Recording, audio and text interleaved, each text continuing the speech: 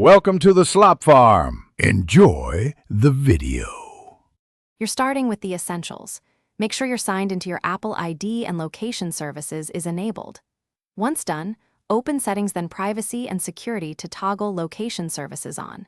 Next, go to Contacts or Messages and pick the person you want to share or view. If they already share with you, you'll see their name in Find My. If not, prepare to send a share request. This gives you permission and ensures both devices can exchange location data securely. Open the Find My app and tap the People tab to begin. Tap Share My Location to let someone see you, or tap a contact who already shares to view their location. Choose the duration, 1 hour until end of day or indefinitely, so both sides understand how long sharing remains active. Make sure both devices have internet or cellular. Without that, location won't update. If you're viewing someone else, Find My shows recent movement and a map pin with timestamp for finalize by confirming the map pin and the timestamp. That tells you how fresh the location is.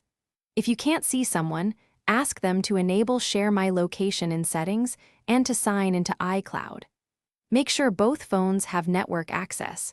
If updates stall, restart the devices or toggle location services off and on. As a quick troubleshooting tip, sign out and back into iCloud only if other steps fail. This refreshes permissions, but requires patience as data resyncs across devices.